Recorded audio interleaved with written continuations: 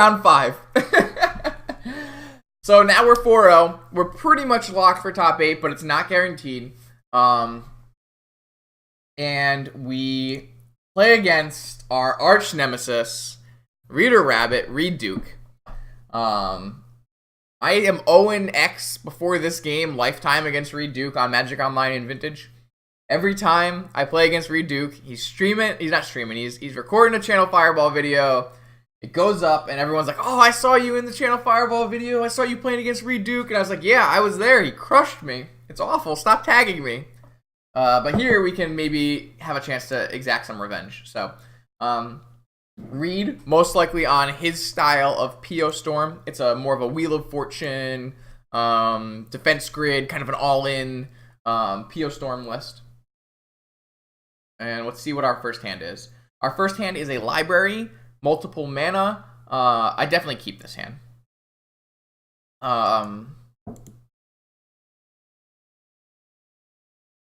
Obviously not the strongest hand versus another PO deck.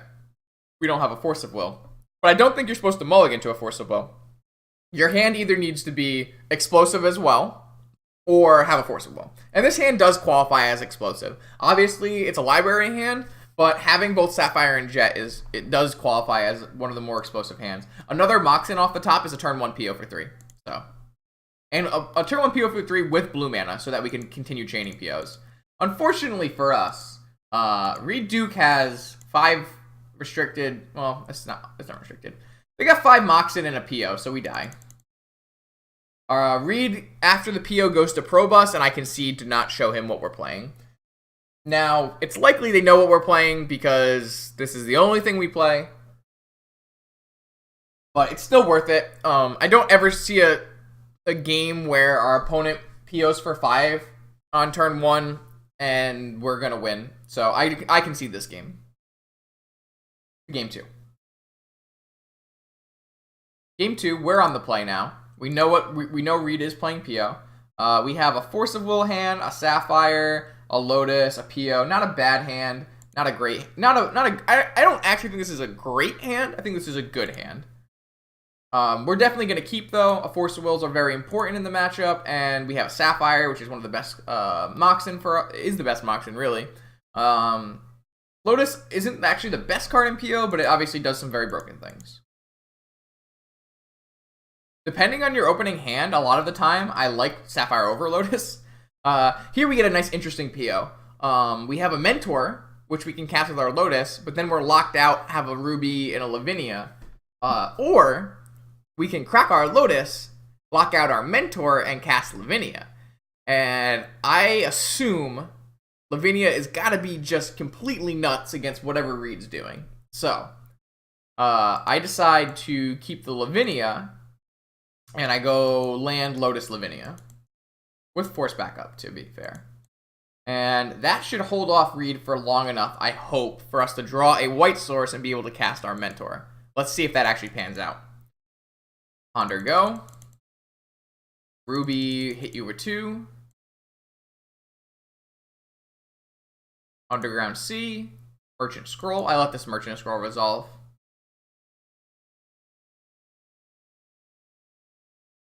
I have enough mana where it's going to be okay if that's the case. He got Ancestral.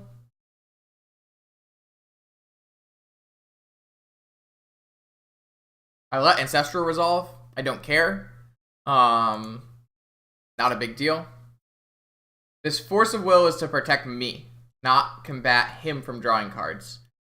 A large percentage of the cards that Reid will draw this game are going to be dead. So there's no reason for me to fight over this Ancestral and Mentor. Sorry, Ancestral and Merchant Scroll. These Force of Wills are for me. It's also less likely our opponent has other counter spells because they are on a defense grid plan. But we'll have to wait and see on that one too.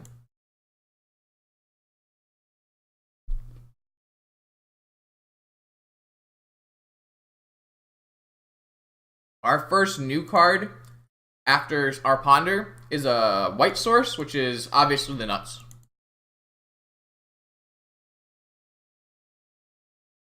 So I'm going to play the Mentor first because I want to be able to clock them with this PO. Mentor comes down. Valerian Academy, no artifacts currently. Repeal my Lavinia. And now this is what we want to counter. Force Pitching Force. Our opponent can't make any other colored mana because Tolarian has no artifacts in play. Can't force back because Lavinia is in play. And we save our Lavinia. Ancestral, that doesn't matter. Force, Repeal, does matter. This is a great draw. This is going to be a trigger for Mentor and another pickup for PO. And this should just be the game right here. And Reid Duke says GG, and we go to game 3. Game 3. Reid on the play. I've got Fluster and a bunch of garbage. Ship it back. I've got Fluster and still some garbage. I would be very tempted to ship this back. I believe I kind of just let it go and keep it. I'm not happy about this hand. I don't think this hand is good. But I don't think I want to go to 5. Obviously, we bottom this library. Don't need to.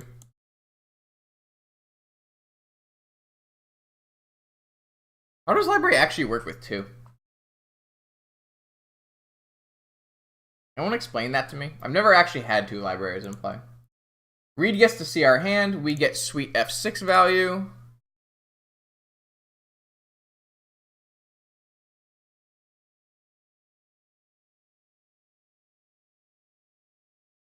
F6, Justin. Come on.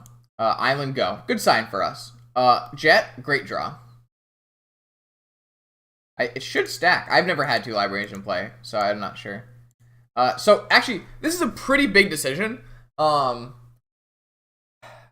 have to choose between casting Preordain and holding up Flusterstorm. And with my current hand, holding up Flusterstorm just doesn't do enough for us. It's just delaying the inevitable. It's not helping us reach a destination. We really want a clock or some kind of additional, something else has to be going on for our Flusterstorm to be really working towards a victory instead of stopping Reid from winning. So I decide to let the guard down for 1 turn, Preordain, see what we find. Force of Will, Tropical Island. Perfect hand. Perfect. So this is going to help us get protection, and the Tropical next turn will help us cast Sylvan and get card advantage. I O2'd the Legacy event. Yeah, Legacy's fucking hard. I made a bunch of small misplays and ended up not being able to get the last hit in against Miracles and Sneak and Show. I played Blue-White Stoneblade, and I played very poorly. But this went well, so, you know, you win some, you lose some. So here we have Force of Will backup. I believe Reid jams a Defense Grid. No, jammed a Merchant Scroll. And once again, did I fight over this Merchant Scroll? I don't usually. Now, Merchant Scroll resolved. Merchant Scroll, I believe, got Ancestral again. So here, we get to get our Tropical Island and slam a Sylvan Library.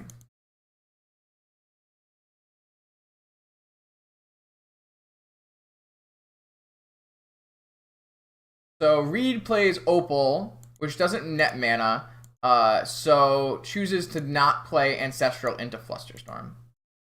I believe this got Ancestral. Which ends up being a problem for Reid, because you guys are about to see what is about to happen. So Reid casts Ancestral here, and I make I think at least, an interesting response. What I do is I cast Hurkyl's Recall targeting myself to up the storm count. And then I Flusterstorm. So this is going to save our Force of Will, and hopefully we'll draw another blue card off our library. But basically, if I Fluster now, Reid can pay for it. So instead, I Hurkyl's Recall target myself, and then Fluster. Now, I could have just forced it, and then I have Fluster to back up something like a Pyroblast or a Flusterstorm of his own. But as I said before, I really am not playing around those cards because I know that he's on a defense grid style deck. Also, it's much better for us to have a Forcible in hand than to not have anything in hand, especially with an open library to draw us blue cards. So this Hercules Recall play may be aggressive and greedy, but certainly a powerful line worth considering.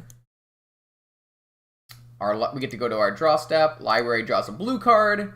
Perfect. What else does library draw? Probably 2 cards to our hand.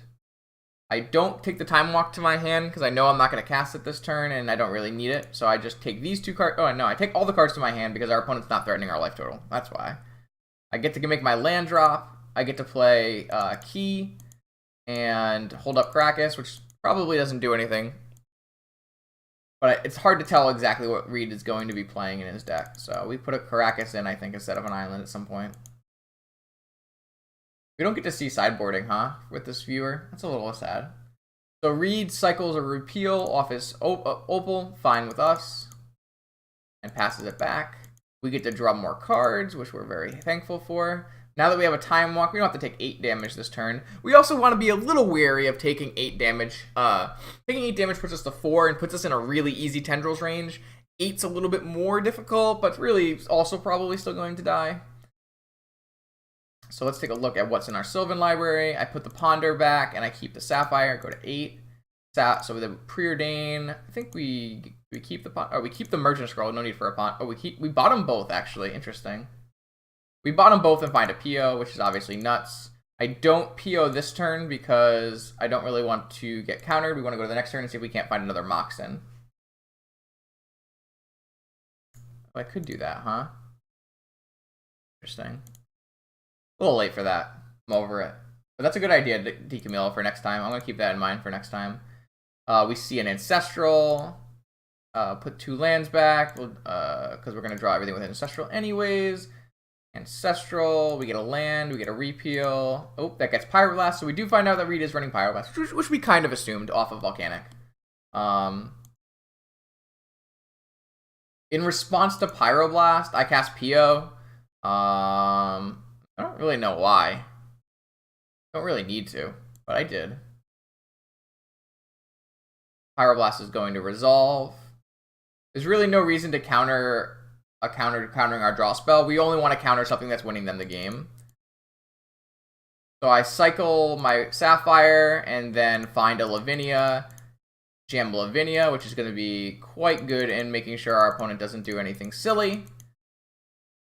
Plays a Lotus Petal, dies to it doesn't get resolved because of Lavinia. We get Time Vault, and now we have infinite turns and win the game. Yo, what up, Geeky? How you doing? Thank you for the sub, by the way.